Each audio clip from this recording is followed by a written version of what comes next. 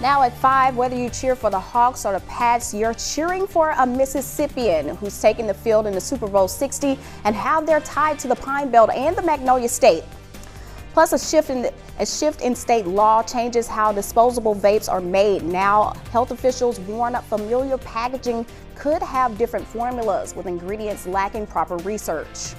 And warmer temperatures will arrive for tomorrow, making for a really nice day in the Pine Belt. We'll have all that and more, but your news at 5 starts right now. WDAM 7 News is proud to be on your side with WDAM 7 News at 5.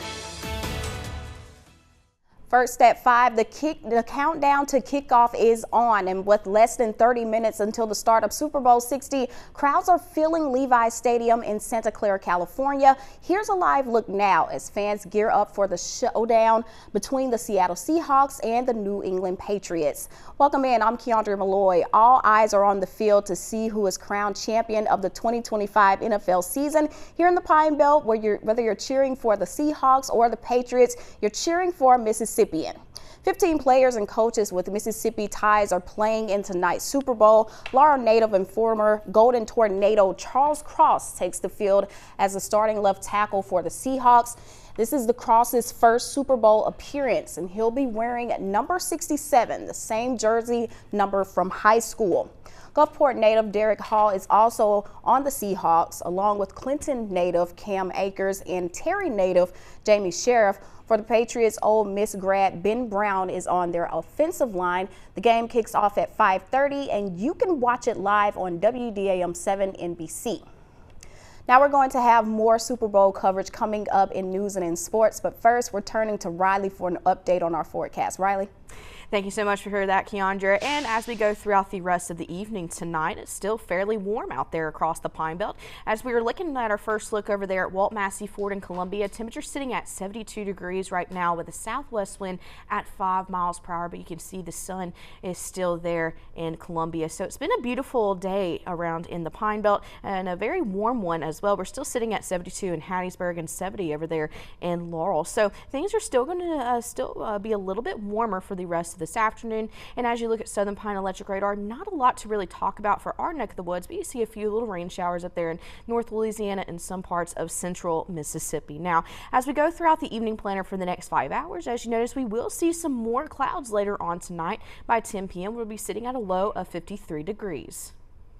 All right, thank you, Riley. And many of us can't imagine being on years-long waiting lists for anything, but one man in Lamar County is navigating a wait list has become a part of his day-to-day reality. Chuck McRaney was diagnosed with non-alcoholic liver cirrhosis in 2021. Now he waits for the call that will change everything, a liver donor. Throughout the years, there have been 2 separate occasions where McRaney received a call, but neither of those worked out. Now, as he continues to wait, he is encouraging everyone to consider the life-saving decision of being an organ donor. You know, whether you are a living donor, you can do a kidney or liver, or whether, you know, you put it on your license, make it known to your family. This is my wish. If I can save somebody else's life, let my death mean something more. And it's a hard thing to talk about. In preparation for that call, McRaney's family is organizing 2 events to raise money for medical care following the liver transplant. The first will be a raffle at the Elks Lodge on the 28th.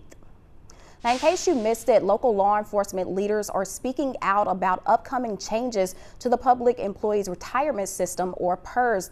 The new Tier 5 plan goes into effect on March 1st, and state employees hired on or after that date will have to work 35 years to draw full retirement or work until they are 62 years old.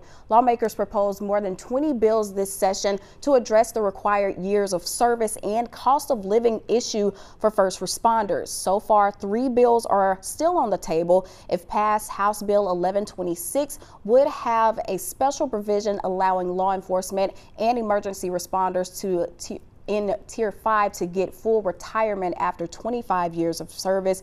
Senate Bill 2909 will reduce the service years back to 30, and Senate Bill 2613 will require the state to create a dedicated cost of living account for those in Tier 5. Now, given the impact of inflation, Lieutenant Clem with Petal PD says he feels the new tier will take away retirees' long-term financial security.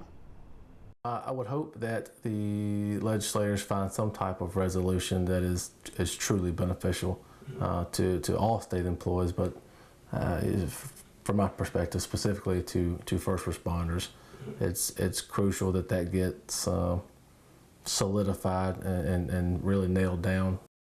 So far, House Bill 1126 has passed the House. Senate Bill 2613 passed the Senate, and it was referred to the House State Affairs Committee. Senate Bill 2909 is still in the Senate Finance Committee.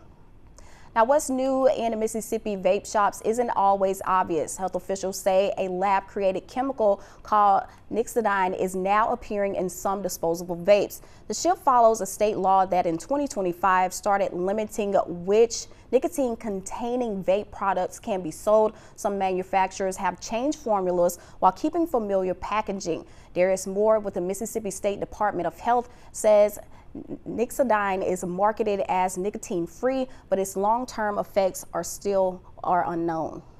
Concern is that people do not realize that they're going to be the ones that's going to be the case studies. Health officials urge anyone struggling with nicotine addiction to seek help. You can call 1-800-QUIT-NOW. Now, continuing our Super Bowl coverage for football fans, this is one of the most exciting days of the year, but it also marks another annual milestone, the biggest wagering day for sports betting. Washington correspondent Katrin Asaf has more on the work of lawmakers and gambling sites helping protect Americans from making the bet they can't win. While Americans are gearing up for game day, one industry is also preparing. Experts at Legal Sports Report project this year's Super Bowl will rake in more than $1.7 billion in legal wagers, a massive number that has some lawmakers concerned. It's a high that can be addicting, placing a bet, watching it pay off. But a fun pastime can quickly turn into a dangerous lifestyle, with the rise of virtual and app-based betting bringing in a new era of cashing in chips. Very concerned about these prediction markets and the lack of regulatory oversight of these prediction markets, not just on sports, but on everything. Representative Stephen Horsford is just one lawmaker taking a closer look at the highs and lows of sports betting. As a member of the Nevada delegation, he's made safe gambling a legislative priority. But it's not easy betting against the dealer, especially when powerhouse wagering companies are seeing a business boom. They've done a lot of lobbying here in Washington and tamped down most efforts to try to get some serious regulations in place, putting the responsibility back on the platforms, a directive some are taking seriously. At DraftKings, we say it's more fun when it's for fun, and we really mean it. Sportsbook DraftKings is one of the most popular live betting platforms in the country. Chief Responsible Gaming Officer Lori Kalani is all too happy to show their hand, using tools and budget builders to make sure the customer is choosing to return, not developing an addiction. The responsibility part is just, it goes hand in hand with having fun and having a sustainable, form of entertainment that you can come back to. A game plan everyone can get behind, leaving the high stakes of Sunday's matchup on the field. In Washington, I'm Katrin Asaf. For millions of football fans, the best seat for Super Bowl will be in front of the TV. That's why the NBC sports crew needs to make sure everything is just right. Friday, they recruited a Bay Area high school team to stand in for the pros and run plays on the field. It was the experience of a lifetime for the Spartans of De La Salle. They took the field at Levi Stadium to help ensure NBC cameras are in the right position for Sunday's broadcast. It's a crazy experience. Like, it's cool to see how production works and everything. You get to meet hella cool people, and it's like the biggest field or the biggest game of the football is going to be played. It's really dope. Great experience, being on the field before the game is great. With all my friends, is great. Again, you can watch the Super Bowl tonight on WDAM 7 NBC. Pre-game coverage is running right now, and kickoff is at 5:30 our time. All right, guys, we're going to be tracking your highs, and of course, we got some rain chances to talk about as well. We'll have all that in your full forecast. Plus, after the parades roll and the beads fly, Mardi Gras litter piles high. Now volunteers call for change to keep carnival season from creating lasting environmental problems for Mississippi.